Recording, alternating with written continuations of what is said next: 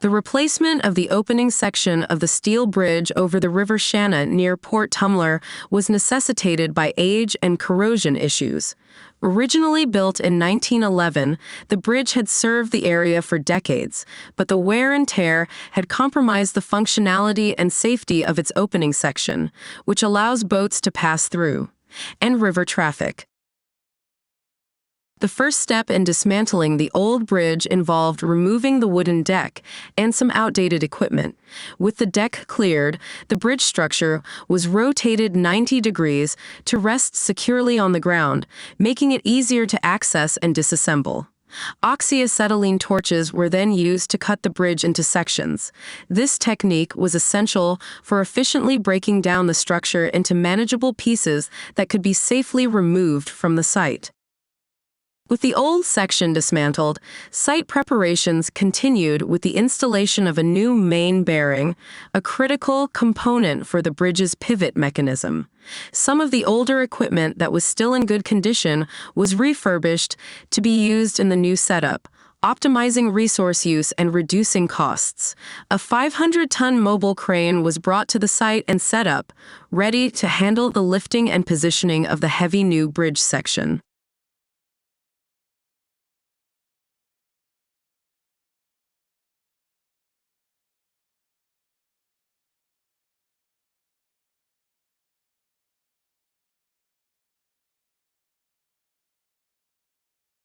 The new section, weighing over 200 tons, was carefully lifted by the mobile crane and maneuvered into its designated position. This stage required precise control to ensure that the two halves of the bearing mechanism, which would allow the bridge to pivot open, were properly aligned. After setting the new bridge in place, concrete was added to the rear end to serve as a counterbalancing weight, stabilizing the structure during its movements. Instead of the wooden deck used on the old bridge, a specialized bitumen coating was applied to the steel surface of the new section. This coating was chosen for its durability and ability to protect the steel from environmental factors. The installation of the hydraulic system followed, involving hydraulic wedges that support and align the bridge during normal operation. Additionally, a hydraulic motor was installed to drive the gear mechanism that enables the bridge to pivot open and closed. These components were thoroughly tested to ensure the bridge operated smoothly and safely. The entire process was completed within the planned 9 days, allowing the bridge to reopen for both road and boat traffic. The replacement project not only restored the bridge's functionality, but also extended its lifespan, ensuring safe and reliable operation for years to come.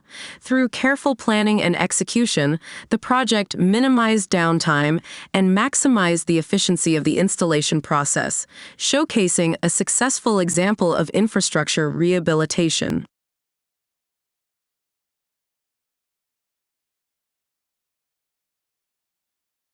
Sakura Mirai Bridge. A modern engineering marvel, the Sakura Mirai Bridge, a stunning pedestrian bridge that spans the Uka River, represents a significant achievement in contemporary civil engineering and urban design.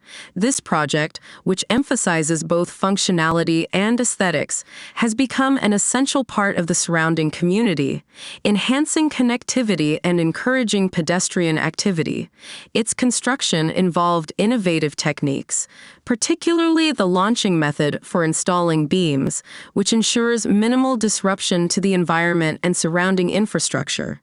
Historical context and purpose. The Uka River, a vital waterway in the region, has long served as a natural barrier dividing communities. Before the Sakura Mirai Bridge was constructed, residents had limited options for crossing the river, which affected local accessibility and mobility.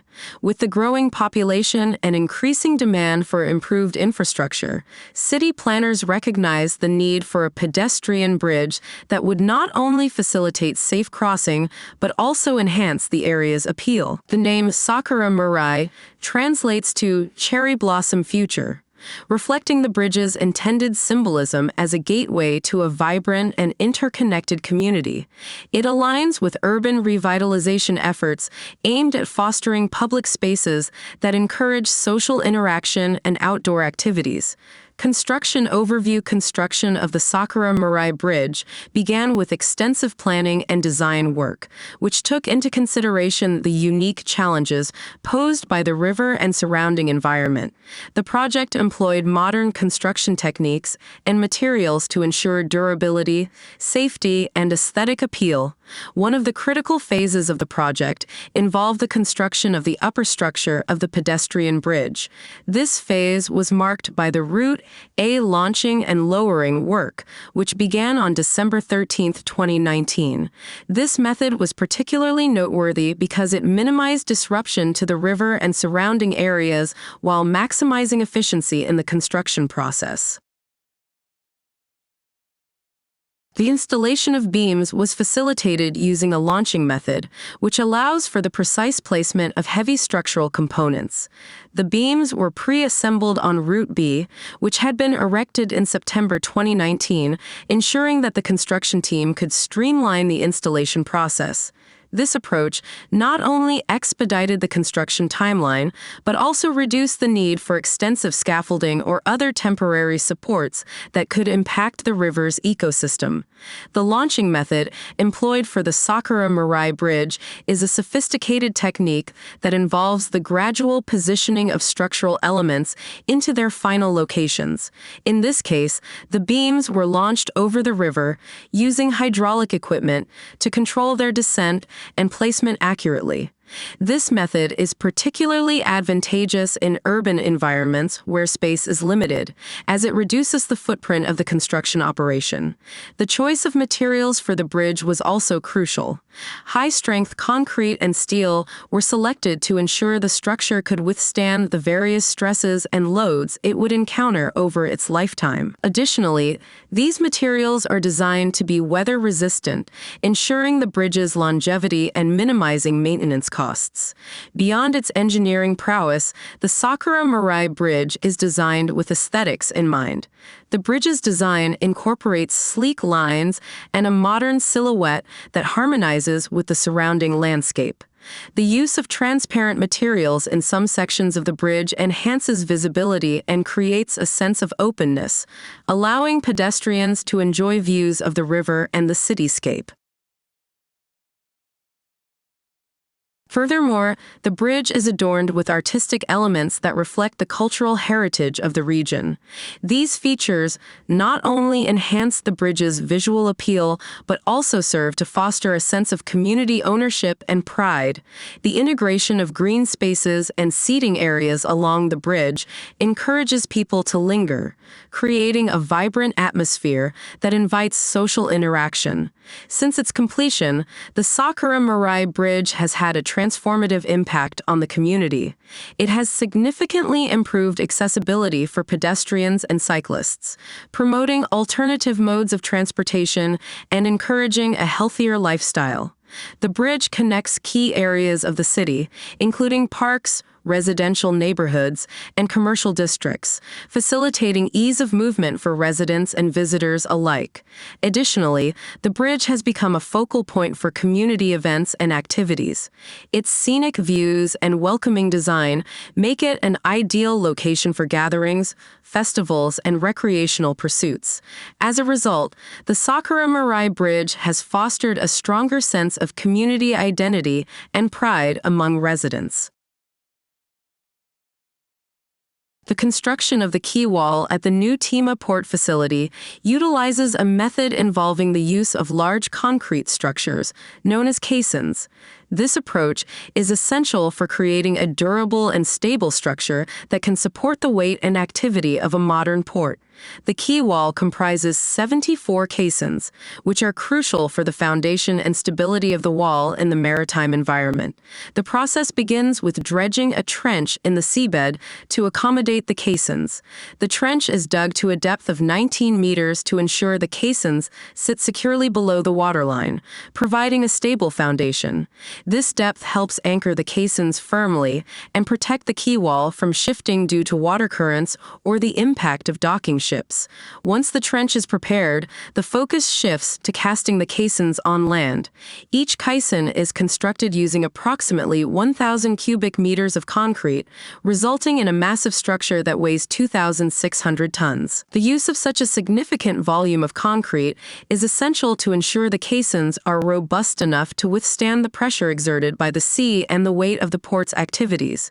The casting process on land allows for better quality control and ensures that each caisson meets the required specifications for durability and strength. After the caissons are cast and fully cured, they need to be transported to the floating dock for the next phase of installation. Moving these massive structures requires a specialized technique. They are rolled onto the floating dock using inflatable airbags. The airbags provide a flexible, cushioned surface that allows the caissons to be rolled smoothly, despite their enormous weight.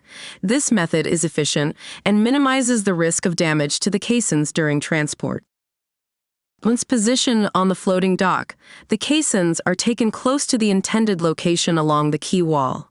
The floating dock is then submerged, allowing the caissons to float in the water. This buoyancy is key for maneuvering the caissons into their final positions along the trench. Tugboats are used to guide the floating caissons to the exact required locations. This phase requires precision to ensure that each caisson aligns correctly with the others to form a continuous and stable quay wall. To secure the caissons in place, they are intentionally filled with water to sink them to the seabed. The water acts as a temporary ballast, helping the caissons settle securely into the dredged trench.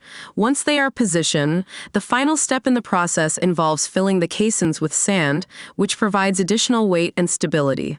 The sand ensures the caissons remain in place and can support the construction of the quay deck above. The deck of the quay wall is then cast on top of the filled caissons, completing the structure. This deck serves as the operational surface of the quay, providing a robust platform for cargo handling, ship docking, and other port activities. The Chorley Flying Arches renovation project was a significant engineering undertaking aimed at modernizing and upgrading the historic railway infrastructure in Chorley, Lancashire, UK. This large-scale project was designed to improve the safety and reliability of the railway line, which had seen continuous use since the Victorian era. The project involved various complex engineering tasks, including track lowering and replacement, drainage installation, ground support improvements, and the replacement of the original stone arches with new steel arches. The first step in the Chorley Flying Arches project was the lowering and replacement of the existing railway track. This was essential because the original track had become worn and outdated, leading to safety and operational concerns. Lowering the track helped increase the clearance under the arches, ensuring that modern trains, which are taller than their Victorian counterparts, could pass through safely without damaging the structures. The track replacement also allowed for the installation of newer, more durable rail materials, providing a smoother ride and reducing future maintenance needs. An integral part of the project was addressing the drainage system along the railway line. Over the years, inadequate drainage had caused waterlogging issues, potentially compromising the stability of the tracks and surrounding structures. As part of the renovations, approximately 450 meters of drainage systems were installed or upgraded. This included digging trenches alongside the railway tracks and installing new drainage pipes to facilitate better water flow and prevent future flooding. These drainage improvements were essential for maintaining the long-term safety and functionality of the railway. To provide additional stability to the ground surrounding the railway line, steel piles were installed.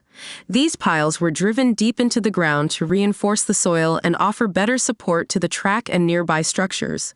This was especially important given the age of the infrastructure and the changing environmental conditions over time. The steel piles helped distribute the load more evenly and reduce the risk of ground subsidence, which could have caused misalignment of the tracks or damage to the arches. In total, 320 ground anchors were installed as part of the project. These anchors were essential for securing the railway embankments and walls, preventing any potential movement or collapse. Additionally, wall anchors were installed to reinforce the retaining walls that supported the railway arches. These anchors helped stabilize the walls, which were subjected to lateral pressure from the surrounding soil. By securing the walls and embankments with these anchors, the project ensured that the entire structure remained robust and capable of withstanding the stresses associated with railway operations. A major component of the project was the removal of 16 original stone arches, which had served as iconic features of the railway for many years. These flying arches were initially constructed in the 19th century to provide additional lateral support to the retaining walls. However, over time, the stone structures began to deteriorate, and it became evident that a modern solution was needed to ensure the continued stability of the railway line. The removal of these arches required careful planning and execution to preserve the surrounding structures. After the removal of the original stone arches, new temporary steel arches were installed to provide the necessary support to the retaining walls, while the rest of the renovation work was carried out. These steel arches were designed to replicate the function of the original structures, but offered a more modern and resilient solution. The use of steel also facilitated easier maintenance in the future, as steel structures are less susceptible to wear and tear compared to stone. The renovation project also involved extensive trenching and the installation of sheet piling, with approximately 800 meters of trench sheeting being used. Trench sheeting was necessary to provide temporary support to the excavated areas and to protect workers during the drainage and track replacement activities. The sheet piling was driven into the ground to form a barrier, preventing soil from collapsing into the trench and ensuring that the railway renovation could proceed safely and efficiently. The Ravenscraig West Coast Main Line Bridge, located in North Lanarkshire, Scotland, is a crucial infrastructure project that links the new Ravenscraig development to the surrounding region. This bridge spans the West Coast Main Line, one of the busiest railway corridors in the UK, connecting London with Glasgow and other key cities.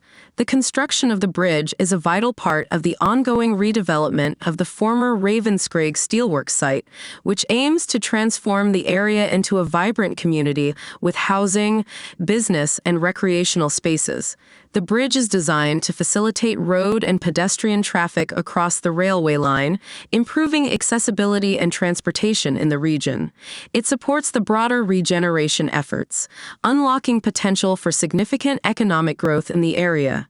The Ravenscraig site, once one of Europe's largest brownfield locations, is undergoing extensive transformation, and the bridge serves as a literal and symbolic connection between the area's industrial past and its sustainable future. Construction involved significant engineering challenges due to the need to maintain uninterrupted railway operations on the West Coast Main Line. The project required meticulous planning to minimize disruption, with work being scheduled around train timetables and specific construction techniques employed to ensure safety.